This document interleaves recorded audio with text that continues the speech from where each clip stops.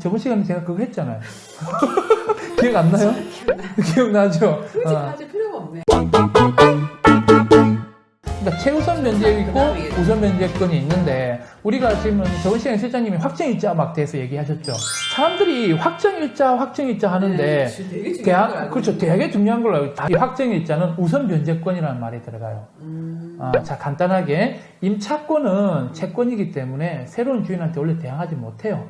집주인이 바뀌어버리면. 그런데 주택임대차보호법에 의해서 그 집주인한테 승계가 되는데 자, 그러기 위해서는 이제 그거를 집주인한테만 승계가 되는데 그거를 제3자한테 대항하기 위해서는 확정일자라는 걸 받으면 돼요. 그러니까 제3자라는 말은 법원에서 돈을 받기 위한 법원에. 그러니까 법적으로 이제 내가 확실하게 이 건에 대해서는 내가 이제 내 거다 이런 느낌. 이 확정일자를 받으면 그 날짜에는 계약서가 작성이 됐다라고 이렇게 법원에서는 믿는 거죠. 그래서 그 날짜를 기준으로 해서 뭡니까? 그 돈을 배당을 준다는 거죠. 만약에 우선 면제권의 요건은 일단은 확정일자를 받아야 돼요. 일단은 확정일자를 받아야 되고 위에서 말한 똑같이 대항 요건을 갖춘다. 배당 요구를 하면 준다. 만약에 안 하면 안 주네요. 돈을 달라고 안 하면 당연히 안 주죠, 법원은. 저 최우선이나 우선 면제권에 해당이 돼요. 예. 그러면 뭐 법원에서 배당 요구를 하라고 이렇게 뭐 날라오죠, 당연히. 안 날라오나? 날라오죠. 통지서가 날라오죠. 법원에서도 몇 번 봤다 가고, 네가 누구냐? 하면 임차인이다. 그러면 이렇게 임차인 권리 신고를 하라. 충분히 이제 그걸 그래, 해주네. 고지를 하죠. 고지를 하기 때문에. 저는 왜 안 했을까 근데 그죠? 그 사람도 지금 보시면, 자, 유한 씨라는 분이 14년도 11월 21일자에 전입하고 그 전에 10월 달에 확정일자를 9천에 받았어요. 하지만 전입할 당시에 뭐가 있었습니까? 근저당이 있죠. 하나은행에 근저당 7,800만 원짜리가 있는데 자, 그러면 이 사람이 돈을 받기 위해서는 소액에 해당해야 최우선 면제를 받잖아요. 먼저. 최우선 면제 받을 수 있습니다. 제가 한번 보겠습니다.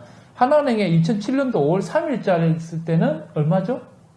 소액보호법에 의해서 자, 서울 기준입니다. 서울 기준으로 해서 2007년도 5월 3일이면 어디예요? 여기잖아요. 수도권. 여기로 가죠. 4천만 원 이하를 소액으로 보고 얼마까지?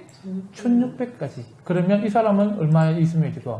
9천. 그럼 4천만 원 넘어가죠. 그럼 최우선 면제를 저 사람은 뭐 안 되고 그러면 이제 우선 면제 순서에 따라 주는데 은행이 빠르죠. 2007년도니까. 그래서 은행 먼저 돈을 주고 7,800 주고 그 다음에 또 은행이에요. 그렇죠? 하나은행 또 은행에서 주고 3,600 거의 1억이 넘는 돈을 은행 먼저 주고 그 다음에 남는 돈 누구예요? 그 다음에 14년도니까 임차인이 14년도니까 그 다음에 은행 임차인 주는데 자 경매 낙찰 금액이 얼마입니까?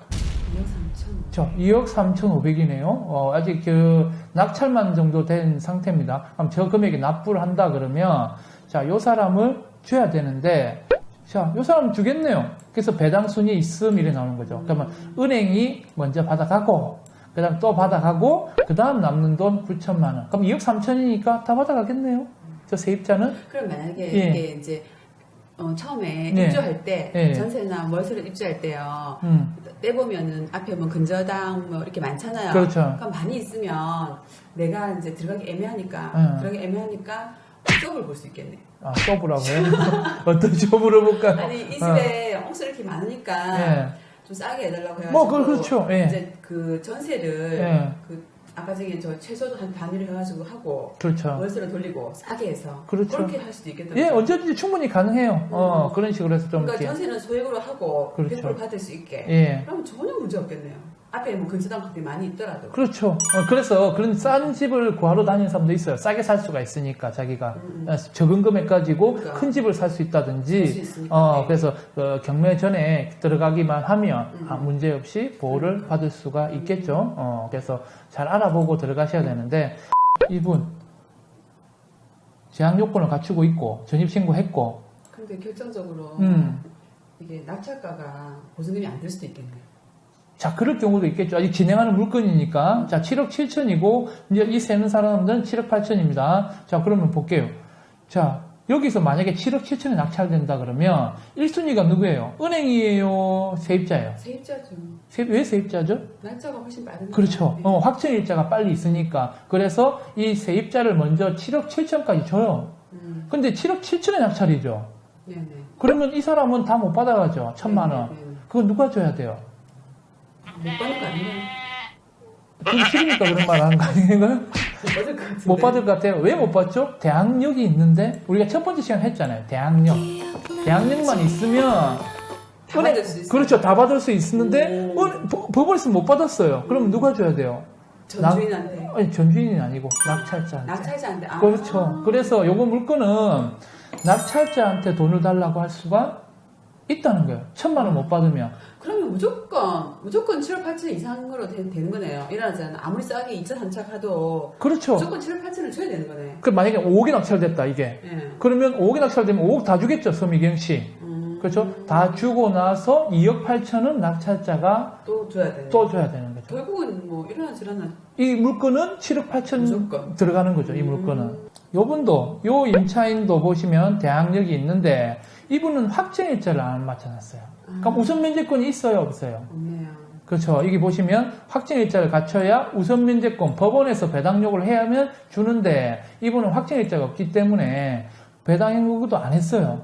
그럼 이 3억 4천은 누가 줘야 돼요? 낙찰자가. 그렇죠. 여기 적혀 있죠. 답이. 자, 낙찰자가 줘야 되는 사건이에요. 왜? 뭐가 있기 때문에? 대항력이 있습니다. 대항력이 있으니까. 자, 근저당보다 전입이 빨리 돼서 들어왔으니까. 자, 그러면 요 물건은 3억 4천을 물어줘야 돼요. 그럼 지금 들어가면 돼요, 안 돼요? 안 되죠. 근데 이게 보면은 응. 확정일자가 필요 없고 대항력이 있는 사람은 확정일자를 굳이 받을 필요가 없네. 저번 시간에 제가 그거 했잖아요. 기억 안 나요? 기억나죠? 굳이 받을 필요가 없네. 그러니까 확정일자가 중요한 게 아니고 그때 뭐가 중요하다고 그랬어요? 대항력, 전입. 그렇죠. 네. 전입이 중요하다고 제가 누차 강조를 합니다. 전입을 빼면 절대 안 됩니다. 자, 그래서 이분은 3억 4천을 낙찰받은 사람이 물어줘야 되는 사건이니까 지금 받으면 완전히 독박이에요, 아니에요? 그래도 뭐 아니 지금 여기서 낙찰 3억 5천 낙찰받으면 3억 4천 물어주면 7억이에요. 7억이 왜 7억인데요? 요거 3억 4천 물어줘야 되잖아요. 나 따로 또 물어줘야 되는구나. 요거 안 했으니까. 그렇죠. 배당 요구 안 했으니까. 그렇죠. 요거 안 했으니까 이거 7억을 물어줘야 돼. 잘못 보면 진짜. 그러니까 이걸 보면 안 돼요, 지금. 진짜 헷갈리겠네요. 입찰 보면 안 돼요. 그러니까 3억 4천 물어줄 거 감안하고 입찰 봐야 되니까 1억에 낙찰돼야 본전이. 그렇죠. 1억이 낙찰되면 감정가 3억 4천이 되니까, 4억 4천이 되니까 본전 치기가 되는 거죠. 배당 요구 안 하고 전입일 대항력 확실하게 보고 들어가야 되겠다. 그렇죠. 예. 지금 배당 요구를 안 했기 때문에 이분은. 자, 그러면 이런 식의 말고 또 다른 물건 하나만 더 들어볼게요. 배당 요구를 한 경우에. 자, 대항력 있는 임차인이에요. 그렇죠. 자, 이 사람은 2억 2,600짜리를 지금 전세를 1억 6천에 살고 있습니다. 1억 9천에. 자, 근데 1억 9천인데 경매를 받은 채권자가 2,300만 원 넣어버렸어요. 자, 이런 경우에 전입 확정일자를 빨리 갖췄죠. 그러면 배당 요구를 했어요. 지금 배당 요구 종기란에 배당 요구를 해야 준다고 그랬습니다. 배당 요구 했죠. 그럼 1순위가 누구예요? 이 채권자한테 줘요? 아니면 이 손성일 씨한테 줘요? 손성일 씨한테 주겠네요. 그렇죠. 돈 달라고 했으니까. 그러니까 낙찰 금액에서 1억 9천을 주고 그 다음에 하는데, 자, 그러면 요거는, 요게 만약에 한번 유찰되거나 떨어지면 싸게만 사면 되는데, 1억 9천 밑으로는 싸게 살 수 있어요, 없어요? 아까처럼.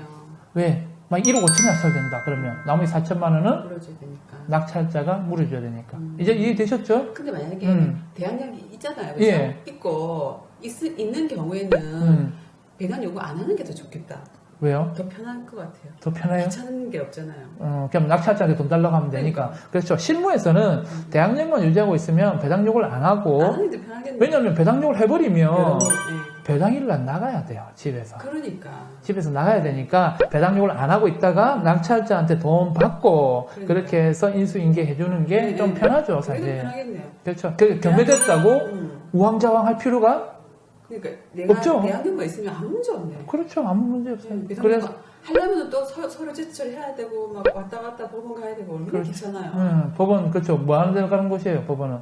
대부분은 꼭 구속되거나 뭐 점심 먹으러 가는 점심 그렇죠. 요즘 구내 식당이 너무 있어서 싸게 그래. 맛있기 때문에 점심 먹으러 자주 가시는데 평소에는 돈 벌러 법원 경매 물건 입찰하러 가시면 될 것 같아요. 예.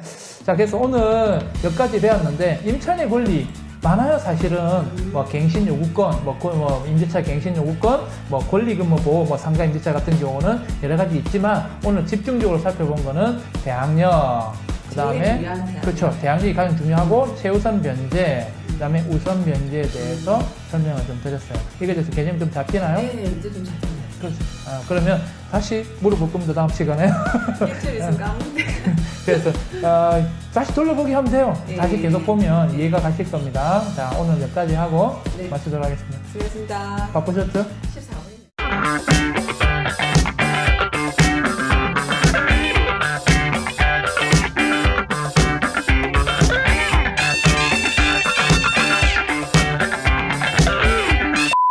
좀 이해됐어요? 네네, 확실하게 이해됐어요. 진짜. 야, 설명 잘했어요? 네, 완전. 아니,